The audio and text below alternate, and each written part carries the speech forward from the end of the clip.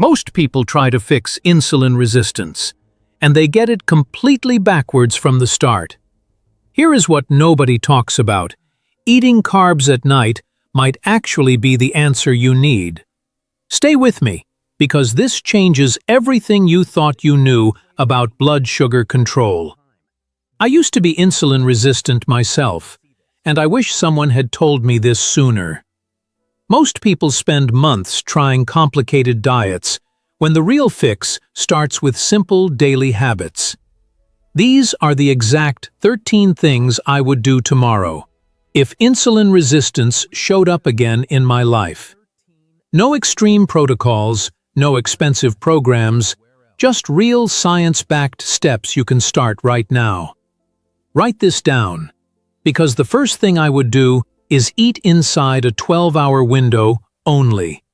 Not a crazy fast, not skipping meals, just simply eating between 7 in the morning and 7 at night. Here is what nobody talks about. Every hour you skip food, your insulin levels quietly come down naturally. And when insulin stays low long enough, your cells start becoming sensitive to it all over again. Think of it like this. Your cells have been screaming so loud they stopped hearing the signal clearly. Giving them silence, giving them a break from constant insulin spikes. That is how sensitivity returns naturally. The longer you stay away from spiking insulin, the faster your body can rebuild that lost sensitivity back. This is not about starving yourself. This is about giving your body the reset it genuinely deserves now. Now here is what most people get completely wrong. They mix fats and carbohydrates together at every single meal. And if you are insulin resistant, this combination might be quietly making everything significantly worse for your body. There is something called metabolic gridlock, and it happens when your body gets too much fat and carbs together. Imagine a traffic jam inside your cells. Too many nutrients arriving at once with nowhere to go efficiently. Insulin resistance is already a fuel partitioning problem. Your cell cannot decide whether to burn fat or sugar. So when you throw both in together, you are adding more confusion to an already overwhelmed and struggling system. What I would do is keep my carb meals lower in fat, and keep my fat meals lower in carbs always.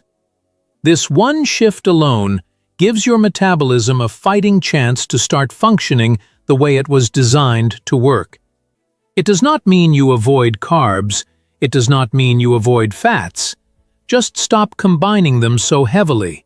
This next part is the most important thing, about how and when you choose to exercise each single day. I would do every single workout on an empty stomach, and here is exactly the powerful reason behind that choice. When your insulin is low and your stomach is empty, your body is forced to dig into fat for fuel. And the more your body learns to burn fat, the less it needs to spike insulin constantly throughout the day. This is called becoming fat adapted, and it is one of the most powerful tools for reversing insulin resistance effectively. But here is what accelerates it even further. Doing your workout fasted takes this adaptation to a completely different level.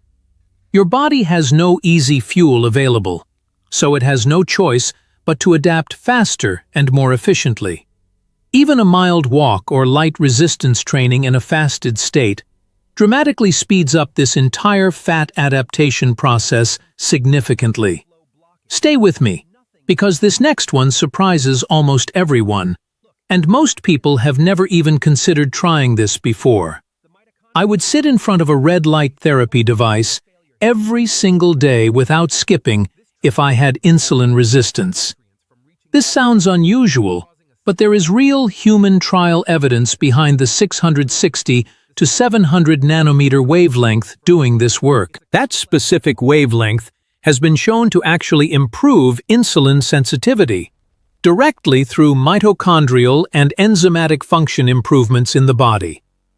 Here is what nobody talks about. Oxidative stress is one of the biggest hidden drivers of insulin resistance today. And red light therapy at that wavelength directly reduces oxidative stress inside your cells in a measurable and meaningful way. Think of insulin resistance like static on a radio signal. The signal is there, but the noise is blocking it completely. Red light helps clear that static. It reduces inflammation, so the insulin signal can finally reach the cell receptor again. Healthier mitochondria means more glucose gets absorbed, whether insulin is helping or whether the cell is doing it independently now. And here is the truth most people miss entirely. Insulin resistance is arguably more of an inflammatory condition than a metabolic one. So anything that reduces inflammation, whether that is exercise, diet, hydration, or red light, directly improves your insulin sensitivity over time. Write this down because this next one will flip everything you currently believe about carbohydrates and the timing of eating them. I would eat my carbohydrates in the evening, and I know that sounds like the opposite of what you have heard. Most people think carbs at night will make everything worse. But the evidence is actually pointing in a very different direction now. Here is why this works so well. When you avoid carbs all day, your body is forced to burn fat continuously. You create a natural insulin deficit throughout your active hours, which trains your body to rely more on fat burning instead. Then, in the evening, when you finally eat those carbs, your body is primed and ready to absorb them efficiently and cleanly. But here is what makes this even smarter. Carbs in the evening can actually help you sleep significantly better at night. Carbohydrates help tryptophan enter the brain more easily, which then converts into melatonin and helps your body wind down naturally. And here is what nobody talks about. Poor sleep is one of the single biggest drivers of worsening insulin resistance today. So, by having carbs at dinner around 5 in the evening, you sleep better, you burn more fat, and you improve insulin sensitivity. Just make sure dinner is early. 5 p.m. is the goal, not 8 p.m. That timing difference matters more than most people realize. Now, let us talk about fat.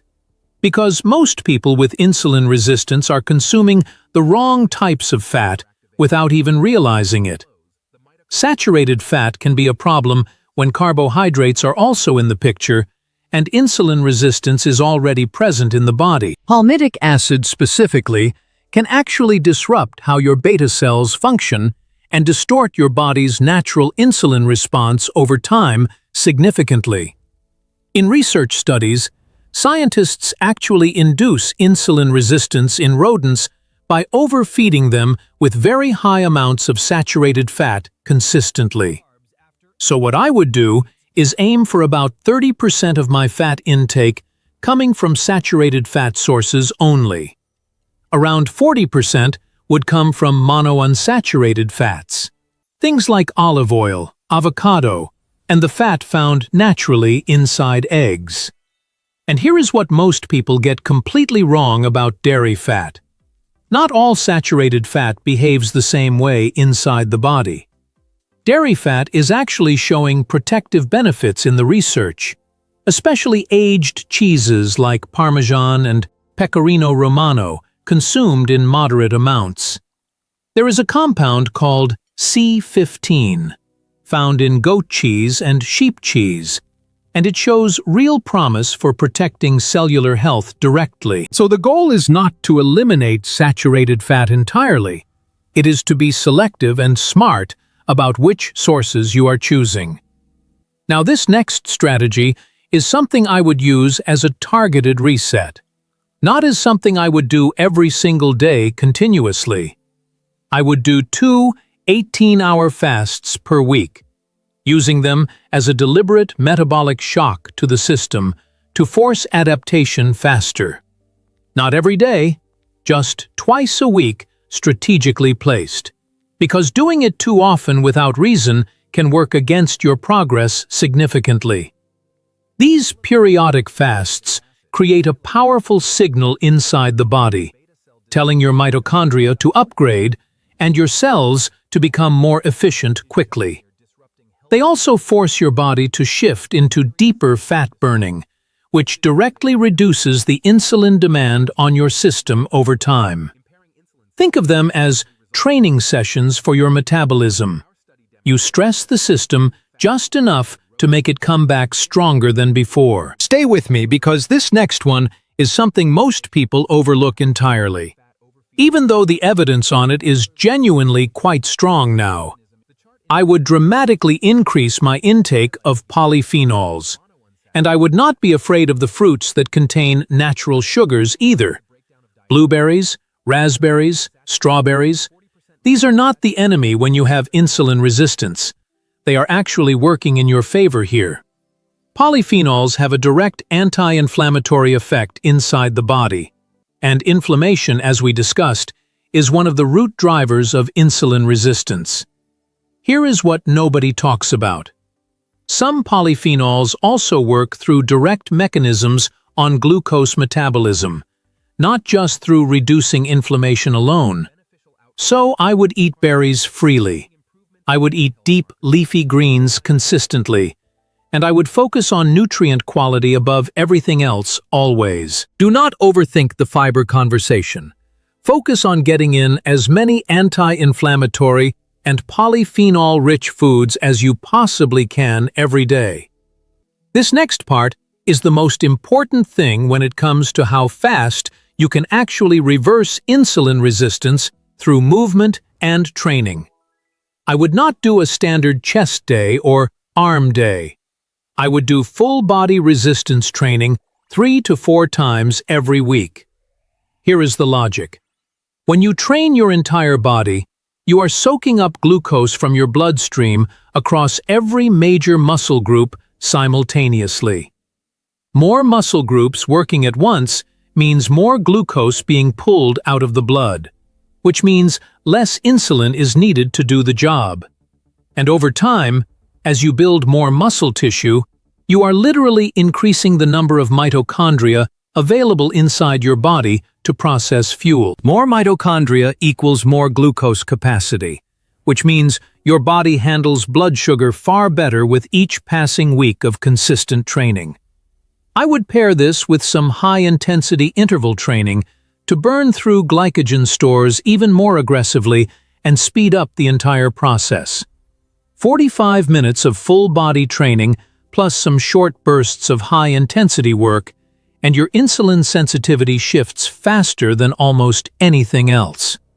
Write this down because this next tip involves something most people have never even heard of, and the science behind it is genuinely impressive.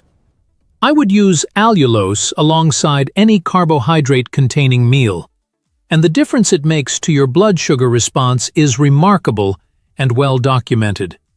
Allulose is a rare sugar that occupies some of the same receptors as glucose and fructose, but your body does not absorb it the same way. When you consume allulose with carbohydrates, it actually blocks some of those receptors and attenuates the glucose spike that would have happened otherwise. This is not a fringe claim. This is documented in human and animal research, and the results are consistently strong across multiple studies now.